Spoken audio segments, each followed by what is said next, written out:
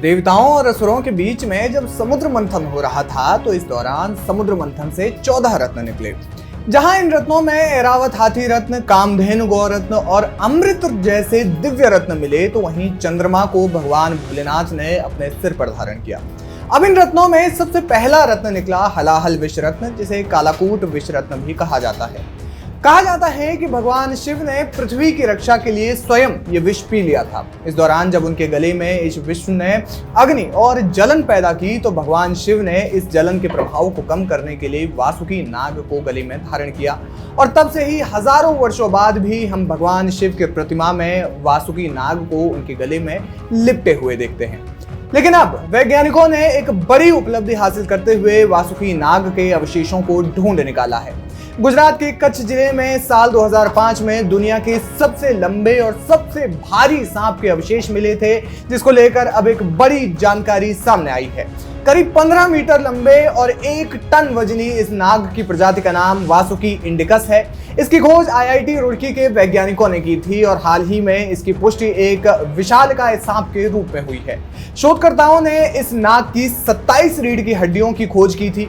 माना जा रहा है कि इसकी आयु करीब 6 करोड़ साल से ज्यादा हो सकती है। आपको बता दें कि इस प्रजाति का नाम रखने के पीछे भी खास कारण है।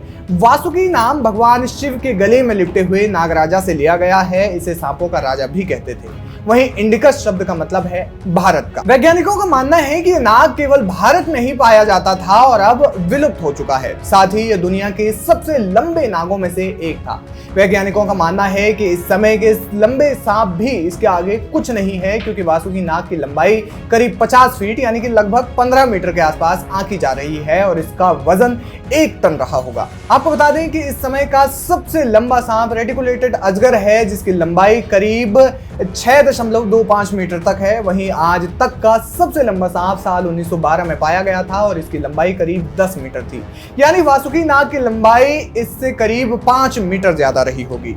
यानी कि दुनिया में अब तक पाए जाने वाले सबसे 2 बड़े अजगरों के बराबर। इंडिकस अब विलुप्त हो चुके मेत्सोइडे परिवार का एक हिस्सा है, जो अफ्रीका, यूरोप और भारत सहित व्यापक भूगोल में रहता है। सवाल यह है कि सांप के अवशेष रिसर्चर्स को आखिर मिले कैसे। दरअसल IIT रुड़की के वैज्ञानिकों को साल 2005 में कच्छ की एक कोयला खदान में 27 बड़े बड़े कंकाल के टुकड़े मिले थे।